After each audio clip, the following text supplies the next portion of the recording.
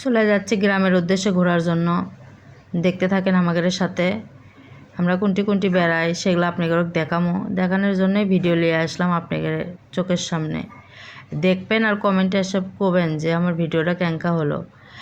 এখন গ্রামের উদ্দেশ্যে চলে যাব, তাই গাড়ি দুটো বসে পড়লাম। এটি আবার নিয়ে নিলাম কেশর, নতুন শীতের একটা ফল। এই কেশর তো সারা বছর পাওয়া যায় না, শীতের সময়ে পাওয়া যায়। তাই এবছর খাওয়া হয়নি, ওই বছরও গত বছরও খাইনি। তাই এবছর ভাবলাম একটু নিয়ে নিই, দেখি কেমন লাগে। তাই নিয়ে নিলাম এবং খাওয়া শুরু করে দিলাম। আর এটি বেড়াবার যাচ্ছে, মানুষের বাড়িতে খালি হাতে গেলে তো হবে না, তাই কতগুলো খাবার নিয়ে নিছি, ফল টল এই সেই অনেকগুলো নিয়ে নিছি। এখন দেখেন আমরা রাস্তার মধ্যে গাড়ি যাচ্ছে তো যাচ্ছে। এই পথ যদি না শেষ হয় তবে কেমন হতো তুমি বলো তো। দেখেন এখন আমরা যাচ্ছি এই যে, তবে এটা কিন্তু মানুষের বাড়ি না, বুঝছেন, এটা কিন্তু আমার বোনের বাড়িতে বেড়াচ্ছে। দেখেন নতুন ধান সব তুলিচ্ছে মেয়েরা, যে কাজ কাম করিচ্ছে। সো কথা কথাতে পৌঁছেই গেলাম বোনের বাড়িতে। বোনের বাড়িতে চলে আসলাম। দেখেন বোনই কিন্তু ঢাকার থাকে, 12 মাস পর পর আসে, তাই আয়োজন করে, কুটাল গোষ্ঠী এক জায়গাত করে।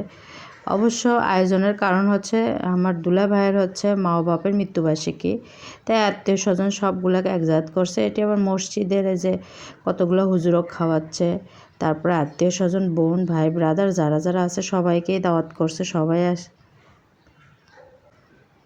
বোন ভাই আত্মীয় স্বজন যারা যারা আছে সবাইকেই দাওয়াত করছে, সবাই চলে যাচ্ছে। এই রান্নাগুলো কিন্তু আমার বোন আবার এক হাতেই রান্ধিছে, সাথে আমার মা ছিল। এই যে কিন্তু খাবারগুলো কিন্তু অত্যন্ত স্বাদ হয়েছিল, খাবারগুলো কিন্তু খুব স্বাদ হয়েছিল। এটি আবার দেখেন দুষ্ট ছেলেরা যে খেলা শুরু করে দিছে এই ঘরের মধ্যে। এরা যেটি যাবি সেটি একদল খালি খেলাধুলা শুরু করে দেয়, মারামারি করে। এরা এক প্রকারের দুষ্ট। এই দেখেন আমার বোন এত বড় বড় হাড়িত করে রান্নাবান্না করছে, কষ্টই করছে, সারাদিন ধরে রান্নাবান্না করছে। সাথে অবশ্য আমার মা ছিল, মা না থাকলে পারতো না এতগুলো রান্ধন একলা একলাই করা। এই যে দেখেন নানান রঙের খাবার, কিন্তু ভালোই লাগছে, খাবারগুলো স্বাদও ছিল, এক কথায় খুব স্বাদ ছিল এবং